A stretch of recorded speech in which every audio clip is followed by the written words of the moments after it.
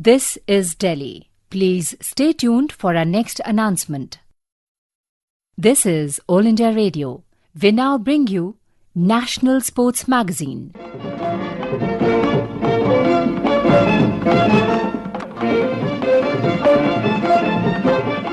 Hello and welcome to the February edition of National Sports Magazine. I'm your host Nitish for the next 30 minutes of sporting action.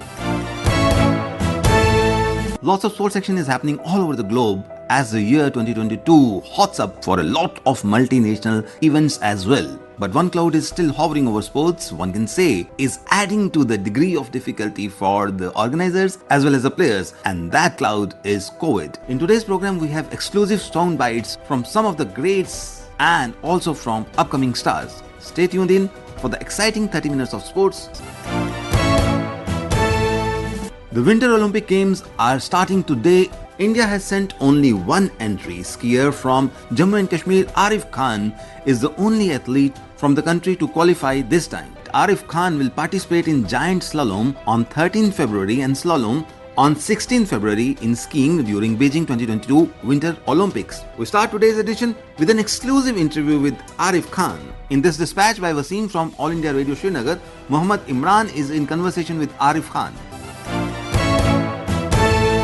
Arif, for the sake of all the sports lovers across all the states who will hear you from New Delhi, how has this feeling been? How has the preparation gone? Lead us briefly through this journey till the qualification in Beijing Olympics was announced and everybody felt happy. I've been training for the last 10 years to see such thing happening that I represent India in the Winter Olympics. So for this particular thing, I trained all the years and raced, traveled overseas, skied in different parts of this country as well. So recently, I started my trainings in Europe from 2021 until the beginning of 2022. So the journey was for about a year, and the training programs were going through the summers as well as early winters. And I had really good coaches and good teams to travel with, to train with. It was quite a bit difficult and challenging during keeping up with the COVID restrictions, COVID protocols, and the safety measures. But at the end, everything went well. I'm very happy to have it done, going through the qualification and representing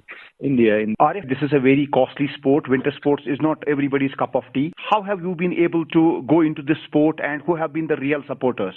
Like always, your parents are the real supporters.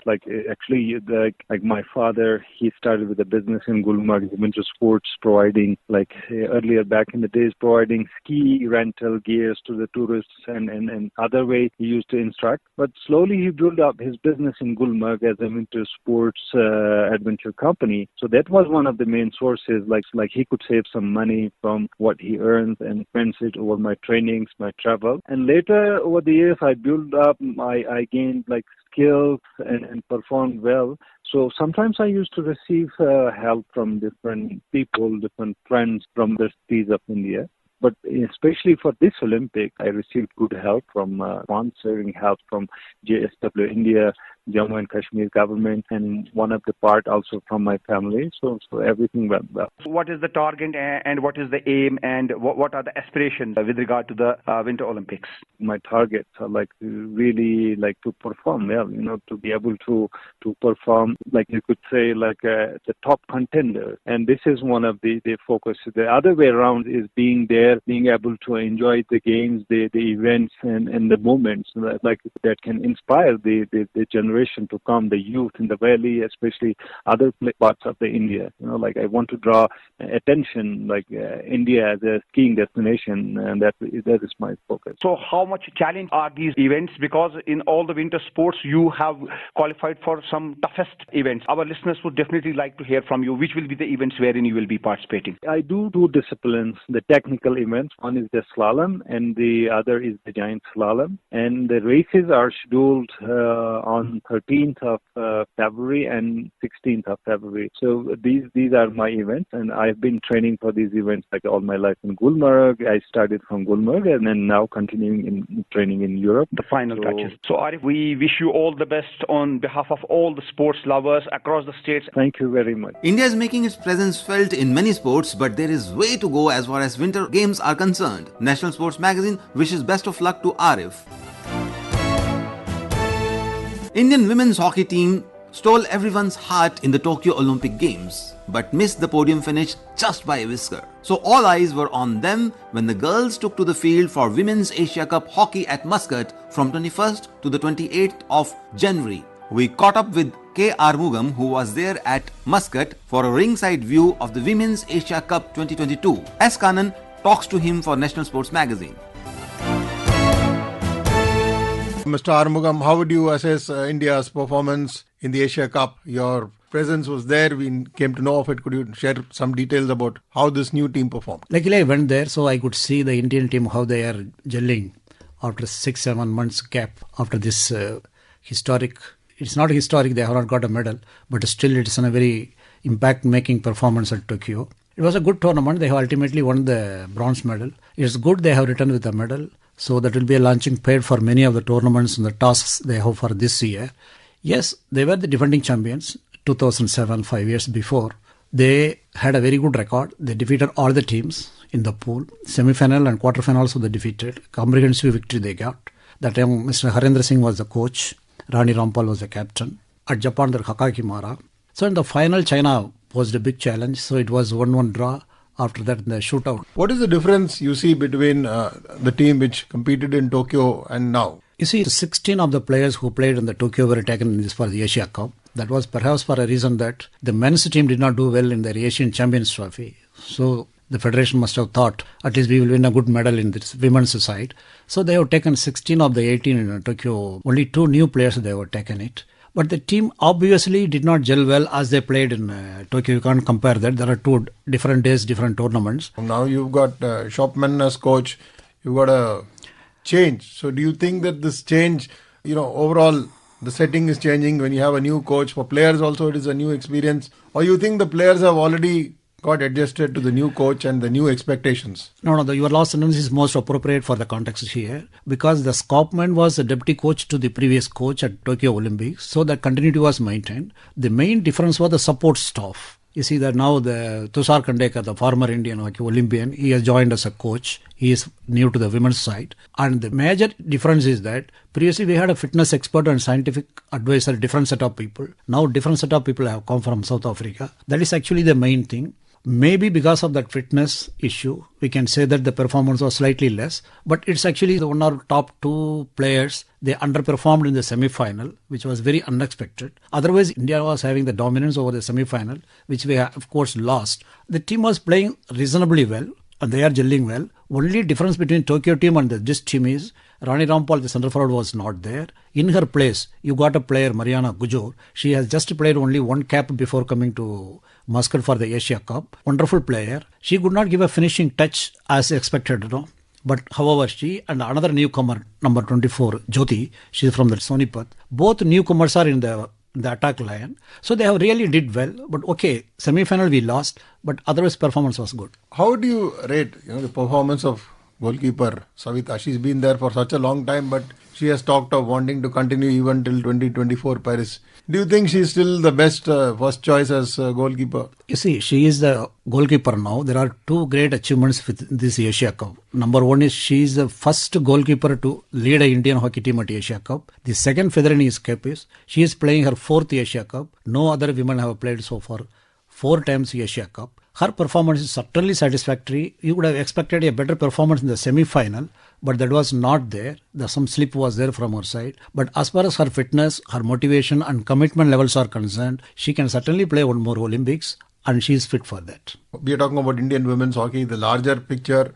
Do you think that they have achieved their first target of qualifying for the World Cup and then they can look at the future tournaments? Yes, that's correct. They have certainly qualified for the World Cup. It was taken for granted that India will qualify. There were actually 8 teams. You know that the difference between the bottom 4 and the top 4 is well known. Asian continent is always these 4 teams, China, Japan, Korea and India. They are the top teams. So they have easily made it to the World Cup. Yes, having achieved this and also having learned lessons. Others also picking up. We have to cope up with them. Like they lost to Japan, they lost South Korea also. So I think they will build on this.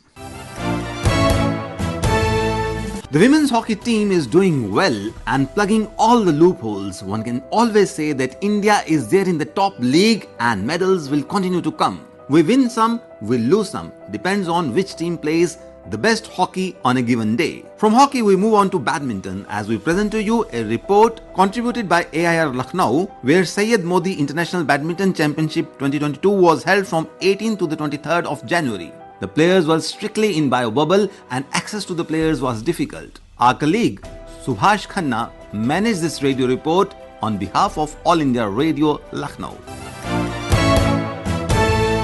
This is Aprajita welcoming you all with mercury dipping steadily and weather determined to play spoiled sport with tournament dates 18 to 23rd falling in line with the dampest of weekends this January, yet it couldn't dampen the spirit of our star and two times Olympic medalist who used her height effectively and trounced promising Indian shuttler 20-year-old Bansod.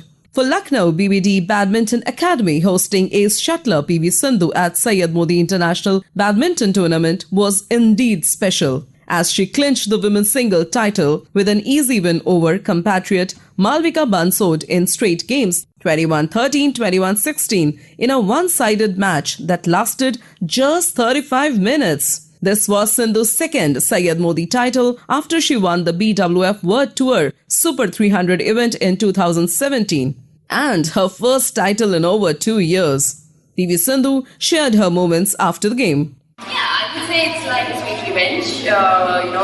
In Indian Open I lost to Sabanita and here I beat her, so definitely it was like a must-win match for me in the quarterfinals. And I was happy, and the whole week I would say each match was important because even though I play with Indians, I can see really good talented youngsters who are coming up and who are doing really well, and I'm sure there'll be a lot more athletes coming up. Overall it's been really good and I'm happy that I won this week. In the men's single, the final between Arnold Merkel and Lucas Claerbout was declared a no match after one of the finalists tested COVID-19 positive. We have shuttler Chirag Sain, who claimed the Kenya international title in 2020. On call with us from Orissa, he reached second round in this tournament. Hi Chirag, you were here in Lucknow for Syed Modi tournament 2022. So how was the game and how has the tournament been for you? Yeah, it was a nice tournament for me. Like some good wins, and then I lost a close match in Kyrgyzstan of Russia. So yeah, it was a good tournament for me. In the light of COVID, how has the protocols been followed? How was it coming back to the arena? They were following the protocols very strictly. Many players got positive on the way, they got positive before the match, so they have to give walkover their match. So that was not really nice to see, but disappointing as it was for you to not reach in the finals. But since the finals were definitely cancelled for the men's singles, how did it feel for rest of the players? Of course, it feels very bad, if you don't see the finals. So, yes, even I was disappointed not to see the finals, but I wish the players recover fast and they can get back to their country. Thank you so much, Chirag, for talking to us. Earlier, 7-seeded Indians Ishan Bhatnagar and Tanisha Krasto won the mixed doubles title, defeating T. Hema Nagendra Babu and Srividya Gurzada 21-16, 21-12. 8 seeds Anna Sheong and Theo Mei Zing of Malaysia beat 7 seeds Teresa Jolly and Gayatri Gopichand 21-12, 21-13 in the women's doubles final. In the men's double final, 6-seeded Indian duo of Krishna Prasad Garg and Vishnu Vardhan Gaur were defeated 18-21, 15-21 by 8 seeds Man Wei Xiong and Kai Won T of Malaysia. We have joining with us Mr. Yashdeep Singh, ex-Indian international badminton player, multiple-time national champion in doubles, currently coach of the Indian badminton doubles team. We just wanted to know, in the light of challenging times of COVID-19, as a coach, how did you feel about the game and the tournament that happened here at Lucknow? In the tournament, they had a very good arrangements for all tests. They have done everything they were doing, and every day they were doing tests. Right. It is very good for the players also and for others also. So I think they conducted very well the tournament. So, sir, how was the tournament? Women's single is really, Sindhu is now, she's outstanding. She's a great player now. She won this tournament. Men's singles, because of Corona, that could not happen. And other events like men doubles, excellent. The mixed double we won. India won the mixed double also. It is also very great achievement by India. players. And again, women doubles are doing, young women players are doing very well. They played really excellent in women doubles also, both Gayatri and Trisha Jolly. They played very well. If you talk about Sindhu is now our star, and this tournament is very easy for her. So that was Coach Yashdeep Singh sharing his insight. This brings us to the end of this update on Syed Modi Badminton Tournament 2022 from Lucknow. Amidst all the action, let's keep an eye on cricket. India under-19 cricket team has made it to the finals of yet another edition of World Cup. Knocking out Australia in the semi-finals, they will now take on England for the trophy tomorrow. Over to Kanan again for this and other cricketing stories. This is the fourth time India have made it to the final of the Junior World Cup. Skipper Yash Dhal and his deputy Sheikh Rashid led from the front, adding 204 runs for the third wicket to guide India into the under-19 ICC World Cup cricket final. India beat Australia by 96 runs and will meet England in the title clash in Antigua. Both India and England have been in very good form in the tournament, though what will happen in the summit clash is anybody's guess. India have been plagued by many players falling to the COVID virus in this tournament. Replacements were flown out. However, the players and the team did not let it affect their morale at large. Considering that these juniors have not played much domestic cricket at home the last 2 years because of the pandemic, India's winning sequence has become a revelation of sorts. But the bigger challenge has been to continue playing despite losing some key players who have been laid low by the virus. For the Indian men's senior team, the woes continued to multiply ahead of the series against West Indies to be held in Ahmedabad. 6 players and support staff tested positive for the virus, which includes Shreyas Iyer, Shikhar Dhawan, as well as reserve Navdeep Saini. There were support staff members also caught unaware. Despite taking the mandatory COVID test before leaving their cities, the players were again subjected to 3 tests. Even one failed test means the players have to go into isolation. New reserves are being added, and the first to get on board is opener Mayank Agrawal. After the disastrous performance against South Africa, Indian cricket fans will watch with interest how the men in blue play West Indies and then Sri Lanka in what is going to be a great feast of limited overs white ball cricket. With Virat Kohli having given up captaincy and now ready to play purely as a batsman, all eyes will be on him and the new captain Rohit Sharma. Rohit Sharma has been the captain off and on, but to take up a full-time job and how he forges a relationship with new coach Rahul Dravid will be very interesting to see. These 2 series will also serve as a chance to assess the bench strength. With the Ranji Trophy season also set to resume this month, the worst of the pandemic seems behind, at least for the time being. Strength of any nation in sports depends a lot on the players in the wings, that is the junior players. As there is much to rejoice in the cricket field, we are not lagging far behind in badminton. As the nation was regaled by the news of young Tasnim Mir, the first Indian girl shuttler to claim world number 1 status in badminton. Here is another exclusive for National Sports Magazine, brought to you by Utkarsh, courtesy All India Radio, Ahmedabad. Tasnim, the news flashed like lightning. A 16-year-old bird from Gujarat is rewarded for last year's stellar run when she had secured titles in 3 junior international tournaments to jump 3 places to grab the top position in junior world rankings. How did you feel? Were you aware that you were the first Indian to achieve this? I feel good that I have reached this feat, and I didn't know that I am the first Indian girl to achieve this world rank, so I am happy about this. And how did you feel when the news broke? Yeah, I was really happy that I became world number 1, and it was a great feeling. What alterations you made for acclimatizing the conditions during COVID? In the first wave, it was difficult to play on court and do training, but managed to do at home. But after sometimes we got used to it, and then this became just a part of the life, and I adjusted with this situation, and it wasn't that difficult. And have you been vaccinated at present? I vaccinated. I took first dose. While Sindhu was world number 2 in her under 19 days, Saina didn't make the cut for being a junior with BWF junior ranking starting only in 2011. Yeah. You reached this topmost position. Were you aware about this? I can't compare myself to Saina Sindhu because they are legends and what they have achieved is I'm not near to them also. But I am happy with my achievement. So I think I shouldn't be comparing myself with them. Were you aware of that they didn't reach and you reached the top position? No, I wasn't aware of that. I didn't know that no one has done this before. So I wasn't aware of it. Okay. Did you talk with them after you reached this position? Many celebrities congratulated me, like Saina congratulated me. Who among the celebrities who congratulated you? Sachin Tendulkar and Kareena Kapoor, they all did.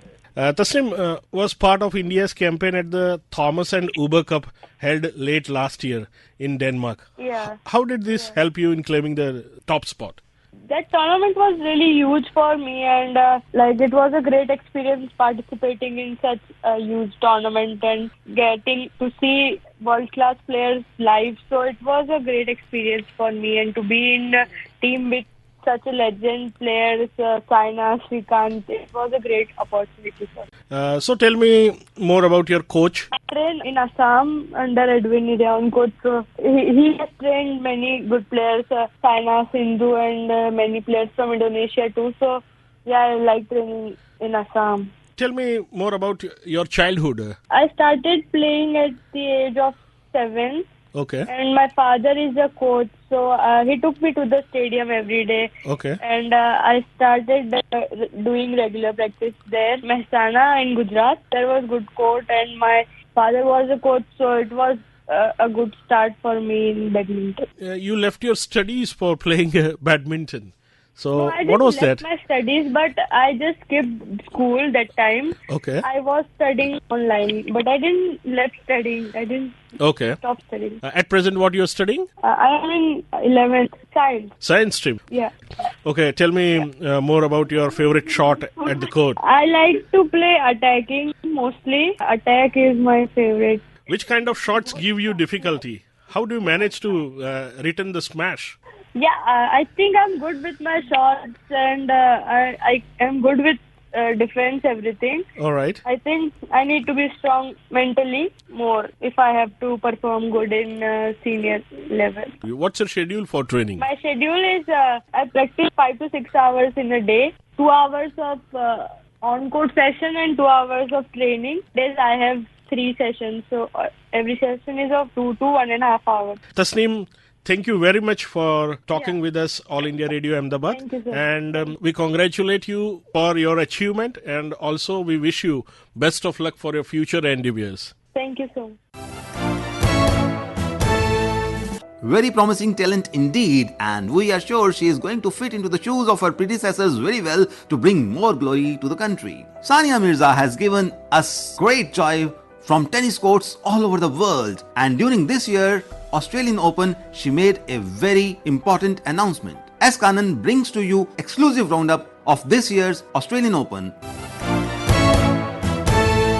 Rafael Nadal melted the hearts of billions of tennis fans the world over by outlasting Daniil Medvedev in 5 sets at the Australian Open final. By winning a record 21st Grand Slam title, Nadal has shown that he is the greatest of all time, even as the debate continues over the next 2 choices, Roger Federer and Novak Djokovic. In the women's section, Ash Barty showed grit of true Aussie nature to win the title. Having won Wimbledon last year against all odds, Barty showed that she was made of steel to become champion at home. This is the 3rd Grand Slam title for the world number 1.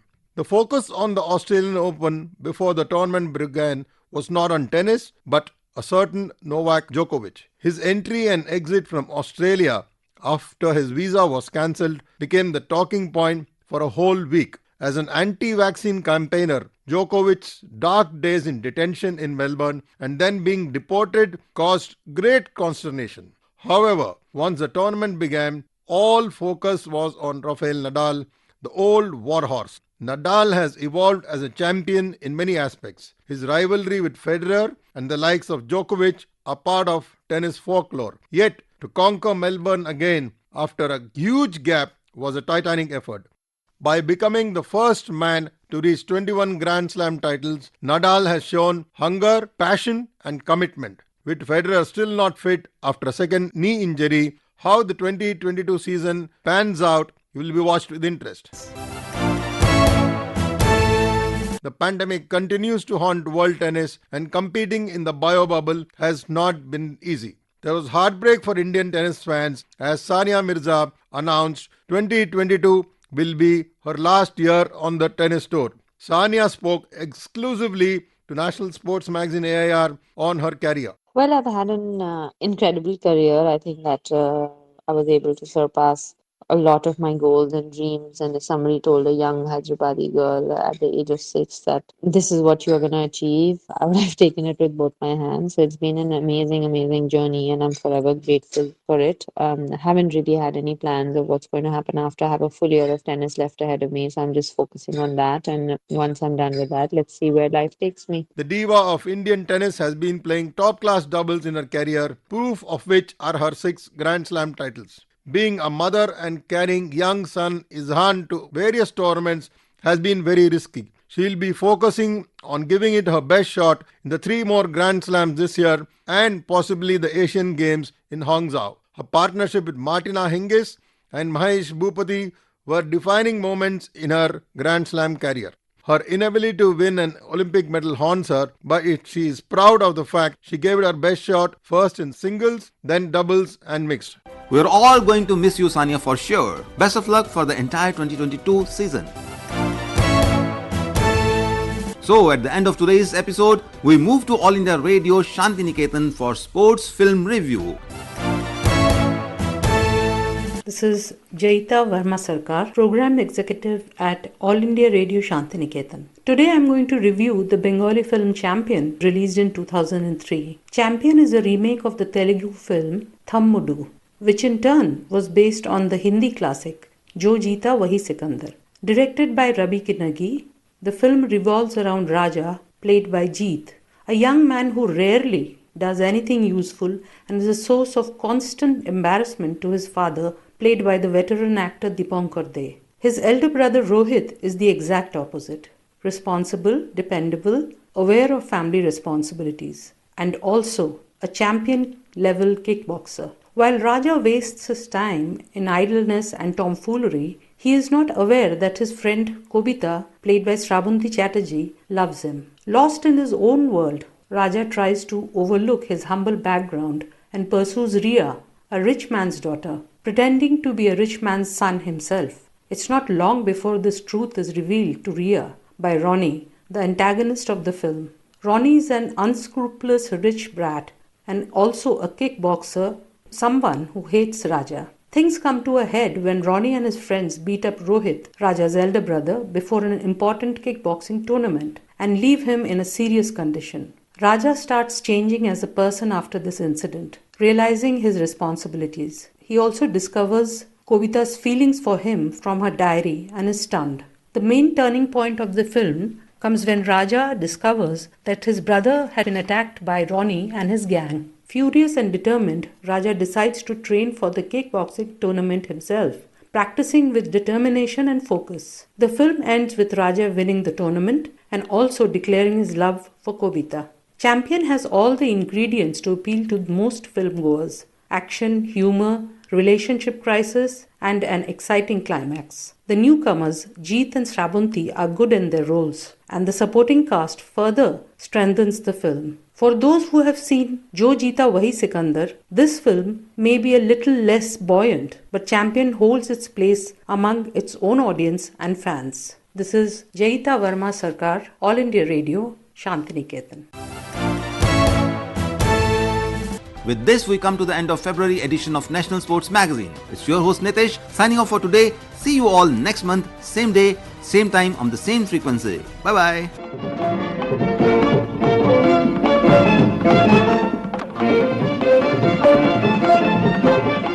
You were listening to the National Sports Magazine, produced by Nitish Arora. This program was aired from the Delhi station of All India Radio. Please stand by for our next broadcast.